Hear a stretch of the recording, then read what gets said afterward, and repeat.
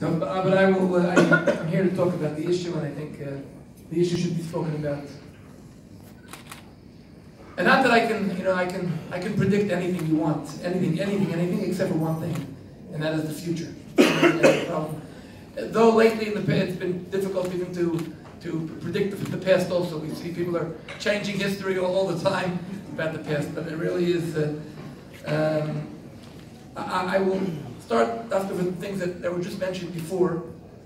We're living in a generation of great nations, of great miracles. We're living in an era that if Moshe spoke about tomorrow, saying Yom Hashem, I believe that if you celebrate Hanukkah for 8 days, you should be celebrating the 6-day war for at least 10 days, for at least a month. Every single day of that 6-day war was a miracle we can't even imagine. Greater than, Hanukkah was 25 years. They fought. At the end of it, we have like a small little tiny state, sort of independent. Where we are today, where we were before the 6-day war, we were in such a danger of total destruction of the state of Israel, and where we're at the end of it. Such a Hatzalah, such a Yeshua, Rabin Neged Me'atim, in any meeting. We were B'na'afochu, you can put Purim and Chanukah and Pesach all together. And really, I think every single day of the 6-day war is a miracle. And the same thing here. What he spoke about before, the Russian Aliyah, these are things we see. You just can't believe it that I remember the 1980s, we were speaking about Russian Jewry, and they said, leave alone Russian Jewry, even if they open the gates, you're not going to have more than 20,000 people. They forgot about what Judaism was all about.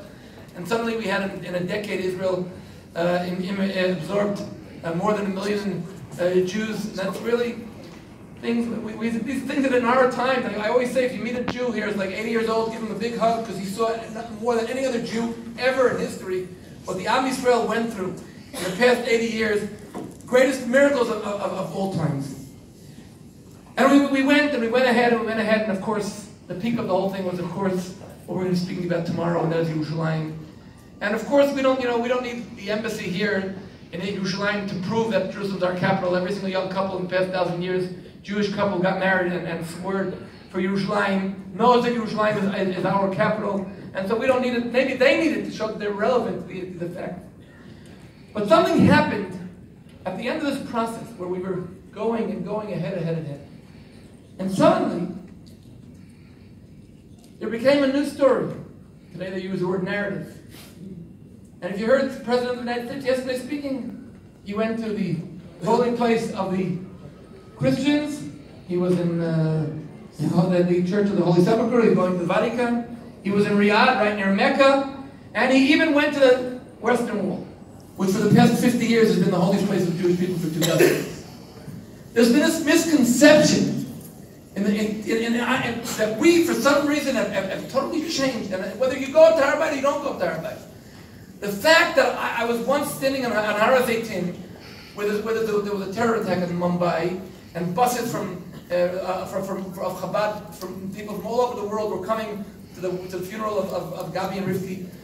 And they get off the bus, they were getting in, they're standing right in front of Har HaZeitim, they said, wow, where's the Kotel? You see the whole Har in front of you. And we forget what the Kotel is all about. I was on Har and I see this guided the Madricha Chayelet, the soldier, female soldier, teaching. By the way, I was supposed to speak in English, but I don't know English. I speak only English, Hebrewish. I don't know the language. Those men, I'm 9 years old, so I apologize for my terrible vocabulary. But I go up to Har and there's this Chayelet guiding a group of soldiers on Har, and she says to them, in the 7th century, there was this guy, he was a very, very scholar guy, and when he was 30 years old, the Gabriel came over to him and told him a story, and he went up to heaven with a magical horse. His name was Muhammad. For 45 minutes, she told the soldiers. At the end of the thing, I walked over to her and I said, you were just on Temple Mount here for 45 minutes. You spoke about Muhammad. Did you ever hear of Avram Avinu, David HaMelech? I said, what, those are for me, forget about it. Did you ever hear of Mother So she said to me, now listen carefully what she said to me. She said, Mr. Galick, I know you. It was before I became famous. Different from you, I don't have an agenda. I guide Jerusalem. I even guide the Jewish quarter, and I even speak about the Holy Temple there. But when on Temple Mount is a Muslim site. Meaning Yehuda Galick, who was a tour guide, on Temple Mount spoke about Avram Avinu, David HaMelech, Shlomo HaMelech, all the kings of Yehuda, spoke about Nebuchadnezzar, spoke about Yirmiyahu, spoke about the Shesh Batzar, Zerubbabel, Ezra, Nehemiah, Koresh, whatever you want, and spoke about Titus, and spoke about Adrian, and spoke about the Byzantines, and spoke about the Fatimids, and the Tzalachadin, and the Mamluks, and the Crusaders, and the Ottomans. That's called an agenda. If you want to speak an objective speech about Temple Mount, it's a Muslim site. And guys, that's what we think. Because again and again and again and again, you go into Google, what is the Western Wall? The most ancient, the only most ancient remnant of the temple. That's a perfect sentence, because that's 100% wrong. It's not the most ancient, because the Eastern one is more ancient. It's not the only one, because all the walls of the Temple Mount have been destroyed except for 4. The East, the West, the South, and the North are all there. It's not a remnant, because a remnant is if you have a chair broken, you have a piece in your hand, that's a remnant of the chair. The temple, the Western Wall is there, all 488 meters, 3 times the size of what we see outside underneath. All the walls are all there, so no remnants. And it's not the Temple Mount. There's one place in the world where Hashem says He chose for the rest of His divine presence there. It's called Abeit. And HaKadosh Baruch Hu scattered us all around the world and kept His promise and brought us all back here. Greater than Yetziat Mitzrayim. Brought us back not from one country, from 200 countries. After 2,000 years, He told us there's one place. That's our goal. God's not a tourist agent. He wants us there to make that place to be the world center of calling in His name. And that's what it should be. It's the only most holy place of the Jewish people. It's even more holy than Uman and Miron. But for some reason, going to Uman and to Miron is considered a Jewish value. Going to Abeit is the only place in the world we're obligated to go there. So you ask me, what? First of all, I don't know exactly how. I can tell you 2 things. First of all, according to Tanakh, there's no temple falling down from heaven. It's a mitzvah, asay. All of the Rishonim counted the mitzvah, asay, to build the Beit Mikdash. It's a mitzvah on all of us. It's not a personal person that you can't go as a private person to build it. Beit HaMikdash is a mitzvah to build it.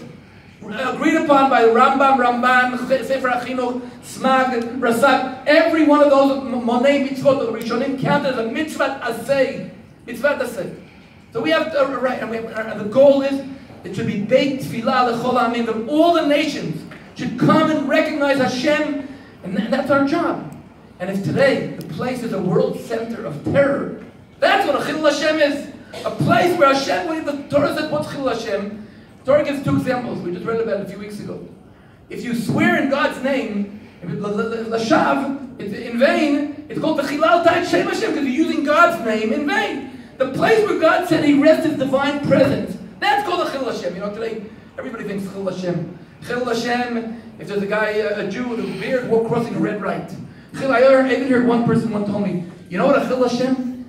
A religious lady who's not is ugly, that's a Chilul Hashem. Guy, first of all, there's no such thing as an ugly lady. But anyway, but I can add that thing. A Chilul Hashem is a place of God's name which is desecrated. That's what a Chilul Hashem is.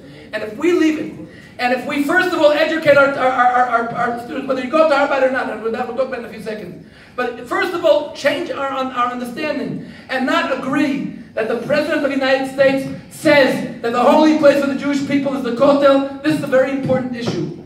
And of course, at the same time, Prime Minister Netanyahu says Jerusalem is a place where we give freedom of religion for the Christians and for the Muslims. It's about time for the Jews also on Temple Mount.